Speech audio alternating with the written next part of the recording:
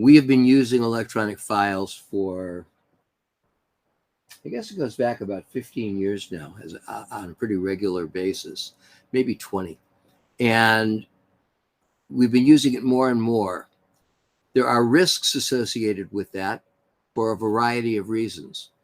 The risks are maximized if you send an unprotected file over an unprotected network without using any kind of security, VPN, or encryption.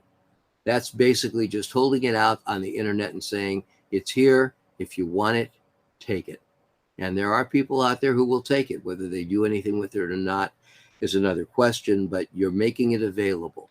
From any reasonable, rational perspective, putting client information in that situation is a clear violation of your obligations as an attorney to protect client privacy and confidentiality. It's inexcusable, it's indefensible, and it could have significant impacts in terms of disciplinary actions from your bar licensing authority. So be forewarned. Your information, and this is true whether you're talking about practicing from home or practicing from a brick and mortar office, those rules don't change. When you put it up on the internet, you need to make sure that you have protected it properly. How do you protect it properly? The first thing you do is you encrypt it. If anybody doesn't know what encryption means, it basically means you make the file unreadable by anyone who does not have the key. Technically, it is theoretically possible that encryption keys can be broken, and there are programs that are designed to do that. And the better encryption keys are harder to break, and the better the encryption key, the safer you are. Similarly, all of your access to files should be using more complicated passwords, more complicated encryption keys. The upside to that is it gives you more protection. It makes it harder for somebody to breach it. The downside is it's harder for you to remember. So you want to think in terms of not writing it down and keeping it in your pocket, but having a computer or a digital password protection device that will store your passwords and will put them in so that they will be there, they will be accurate. The downside to that is that all of your passwords are in a single place, and if somebody gets the password to that single place, the vault is open and all of your passwords are readily available. So you need to be even more careful with that than you are with other passwords, and you need to be very careful with all passwords. In terms of the structure of a password, the longer the better, the more complicated, more complex the better. Passphrases are better than simple passwords. Passphrases or passwords that are comprised of random characters are better than those that are not. And any password or passphrase should be no less than 8 characters, more is better, and should contain upper and lowercase alphabetical characters, numeric characters, and symbolic characters as well. You can store electronic files in a number of places: your computer, your laptop, your tablet, your iPhone, or your Android phone are among them. You have network attached storage, which is a piece of hardware that is a hard drive or an SSD drive that is connected to your network and gives you access there and lets you store information there. You can also store in the cloud, and we recommend that you use all of those. When I travel, I tend to not leave anything on my computer itself. I put everything on an encrypted hard drive and carry it with me. I also keep another copy stored encrypted in the cloud so that if something happens, I still have access to it. I also use the cloud and the external hard drives for backup of all of my work, and use the same process there. Okay, let's move on.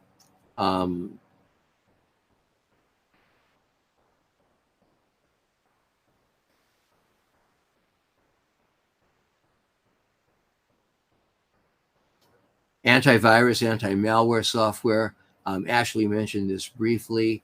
It gives you some protection against somebody getting something onto your computer which will transmit information, data, or even the control of your digital device to an outside source.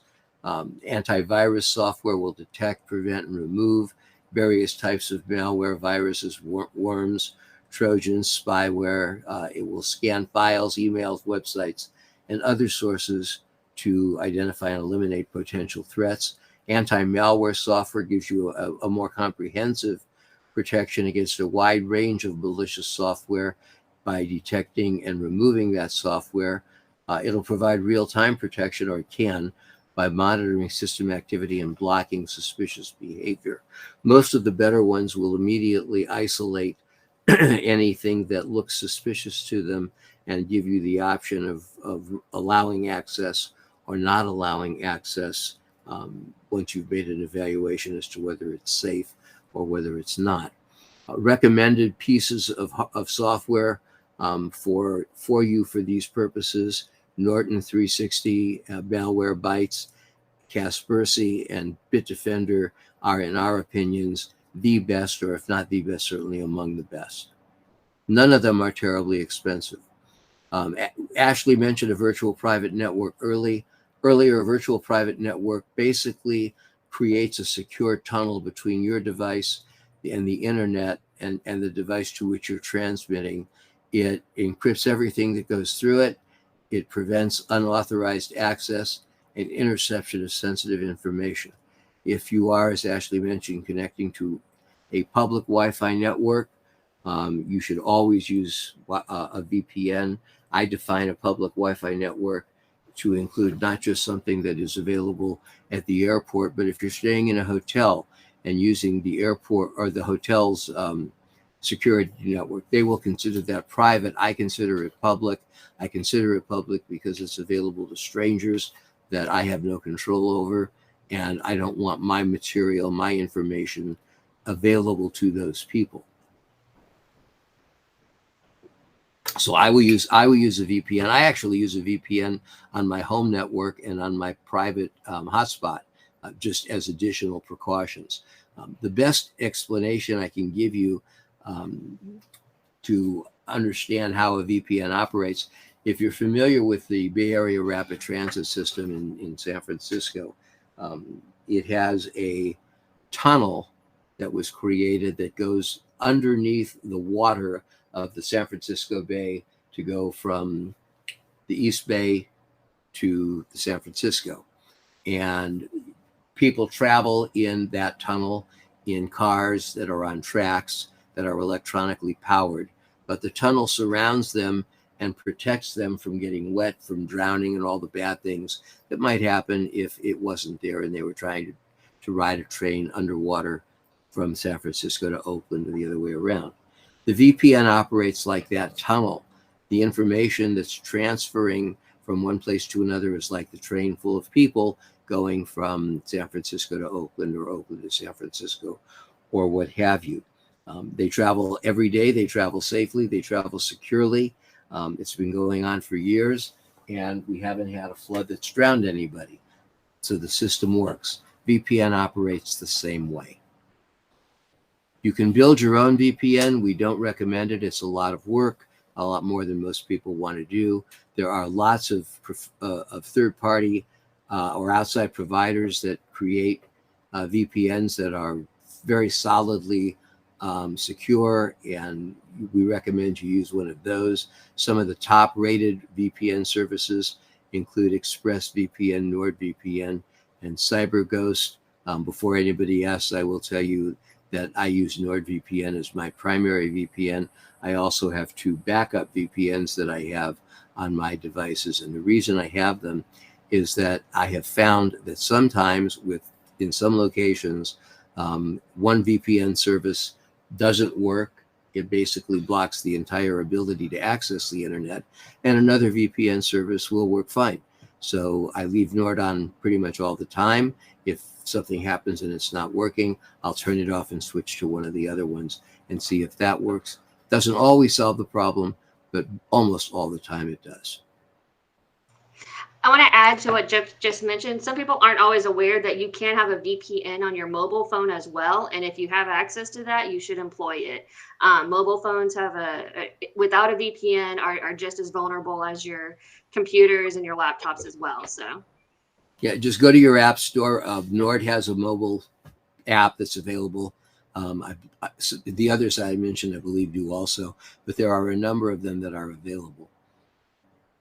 Firewalls are a barrier between not just a home office network. It can be the home office network and the outside world, or it can be your office network and the outside world. Firewalls can be software based, or they can be hardware creations that sit between the network and the internet, um, which monitor traffic and can block certain types of traffic, such as specific ports or protocols that are deemed to be malicious.